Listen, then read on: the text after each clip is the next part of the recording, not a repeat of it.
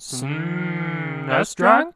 Alright, let's take a look at every Super Nintendo game based on an action movie, and by action movie I mean big, dumb, meat-headed action flicks starring people like Arnold, Sly, Sigourney Weaver, Van Damme, and Ray Liotta? Just for the record, I'm not including stuff like The Mask or Hook or Cool World because while they may have action elements, they're not really action movies, so to speak. Also, I'm not including the Star Wars games since those are kinda in their own category and should really get their own video someday, and I'm also not including the Batman games either since those are more than just action flicks, they're Batman flicks, and besides I've already done a video on those. Also, an important distinction here is that I'm restricting this to games based directly off of movies. So for example, Jurassic Park Part 2 The Chaos Continues doesn't count because while it's based on a movie franchise, the game itself isn't based on a specific movie, if that makes sense. And there's also stuff like Blues Brothers, which is just a generic platformer that has nothing to do with the movie. That game sucks anyway. So let's start with Three Ninjas Kick Back. Yeah, I guess this is technically an action movie, and this isn't that bad of a game, really, but it's one of those trial and error type of action platformers that are referred to as pick up and die games. You pick the game up, you play it, and you die 20 times in 5 minutes. No saves or passwords either. The main thing this game has going for it is that it's two-player co-op, but the difficulty here doesn't make this one worth it. You can find better elsewhere. Alien 3 is a pretty dang good game. You start immediately with a flamethrower, a machine gun, and a grenade launcher, and you're making aliens go boom. You can't argue with that. You access a terminal here, and you've got a list of missions to select from, and it lets you access the map of the entire facility so you can plan how you can get there. The missions are usually just stuff like rescuing prisoners. Alien 3 looks and sounds awesome for a single-player run-and-gun game. There's passwords here too, unlike the last game. I will say this game gets kind of boring and repetitive. The level design here is pretty generic, so there's not much meat on the bone here, so to speak, but it's still pretty good for what it is. Next there's Cliffhanger, and this is as generic as it gets. Sure, it follows the movie, if you care about that sort of thing, but this is paint-by-numbers beat-em-up stuff that plays very slowly, and there's about 3 dozen beat-em-ups I'd rather play than this. The game tries to go for some variety with these climbing stages, but you're just a sitting duck because you move so slowly. Avoid this game. Now with Cutthroat Island, this is the right way to do a generic movie-based beat-em-up. It moves at a much faster pace, there's lots of special moves, and it's two-player co-op, so this game is halfway decent. The only problem is when the game tries to do levels other than beat-em-up stuff, like this minecart thing where you have less than a split second to dodge stuff in front of you. It's pretty annoying. But yeah, Cutthroat Island isn't terrible. Next there's Demolition Man. This one is hit or miss. It's a single-player side-scrolling run-and-gun style game with some top-down 8-directional action levels mixed in, so it's kind of like a cross between Alien 3 and True Lies. This is decent enough, but the big problem is how freaking small the enemy gunfire projectiles are. You'll drop dead out of nowhere and wonder what the hell hit you. The game starts out forgiving with extra lives and health, but eventually gets pretty hard. Demolition Man is pretty good all things considered, but it's not really worth going out of your way to play.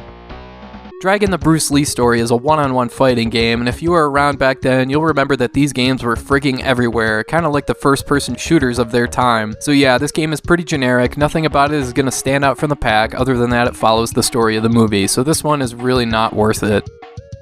Hunt for Red October plays like a shoot-'em-up, except in a submarine underwater. You're given a limited amount of missiles, torpedoes, and depth charges that you have to manage accordingly. Complete the level and you get access to a bonus level that switches to a first-person perspective that's compatible with the Super Scope 6. Again, not to sound like a broken record, but this game is pretty dang generic. It's not bad, but it's not exactly worth going out of your way to play.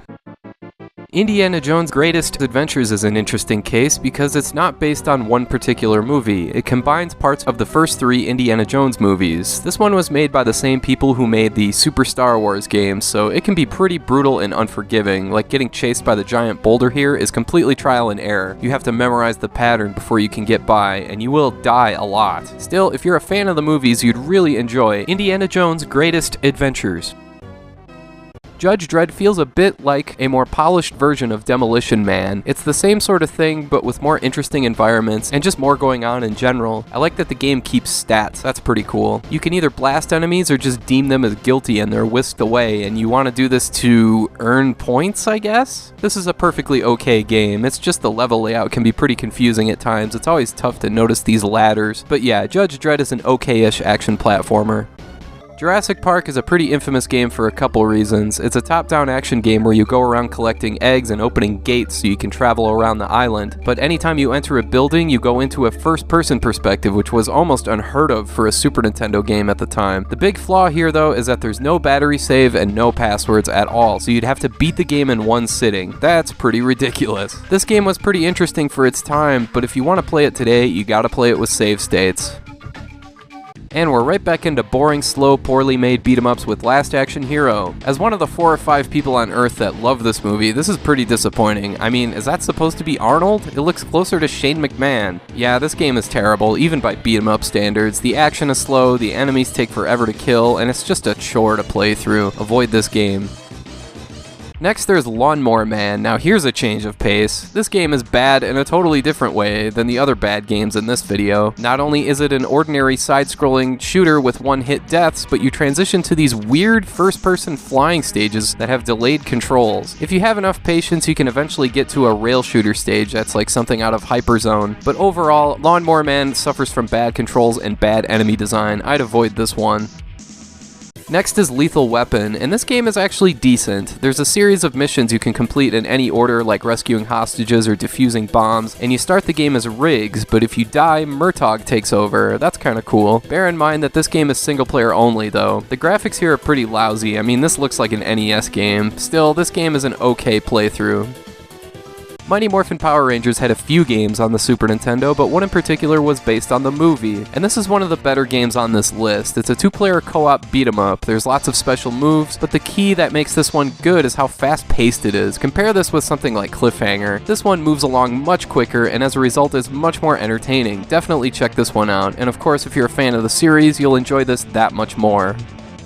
For some reason, a mediocre movie titled No Escape got a game release, and if you're confused why this got a game associated with it, I'm right there with you. I was there, and I have no memory of this movie. Anyway, this game is bullshit. It's typical trial and error stuff that has pits form beneath you as you run, your attacks suck, your jump sucks. It's just a plain bad 2D action platformer. Avoid this game. RoboCop 3 is another action platformer, as you might expect, and it plays a lot like RoboCop vs. Terminator, only a lot slower. If you're looking for a RoboCop game, you're better off with that one, particularly on the Sega Genesis. RoboCop 3 isn't bad. There's all sorts of different weapons you can use and all that. There's nothing particularly offensive here. It's just slow and boring. You can find much better. Stargate plays a bit like Super Star Wars. It's got the same kind of action platforming, the same kind of pacing, the same projectile weapon, the same stages where you fly around in a Mode 7 stage and shoot stuff, and the same ridiculous difficulty. If you haven't played Super Star Wars, you're better off with that one, but if you have and you're looking for more, then you should check out Stargate. The Terminator franchise spawned 3 games on the Super Nintendo. First, we have a game based on the first movie, simply titled The Terminator, another side-scrolling run-and-gun game, but this one is just freaking impossible. I can't even get past the first level, not only because it's so tough, but because it just never ends. I mean, is this the entire game right here? Yeah, I'd avoid this game. Then we have Terminator 2 Judgment Day, and I'm not exaggerating when I say this is one of the worst games on the Super Nintendo. The controls are mangled, the hit detection is awful, the game looks bad even for an NES title, let alone an SNES game. And seriously, that's my jump? That's how the Terminator jumps? This game is like Wizard of Oz, Bebe's Kids level bad. Stay the hell away from this one. The third SNES Terminator game is T2 the arcade game, and what you see is what you get here. It's a gallery shooter, and you use your D-pad to move your sight around and kill everything that moves. The thing that this game has going for it is that not only is it compatible with the Super Scope 6, but it also works with the SNES mouse. So if you're able to play it with either one of those, this game could be fun, but with a regular controller, it's not that great.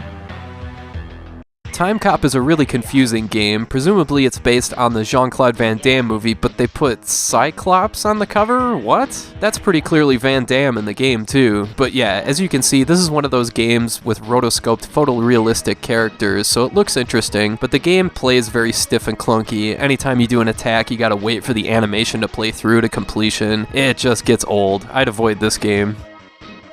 True Lies is an awesome top-down 8-directional shooter that has you use shotguns, grenades, and Uzis to kill bad guys and blow up all sorts of stuff. Longtime viewers of this channel have heard me prattle on about this game long enough, so I'll keep it short here and say this game is fantastic and well worth seeking out and playing today. The controls are easy to get the hang of, the visual design here is great, and it's got Tom Arnold. What else could you possibly want?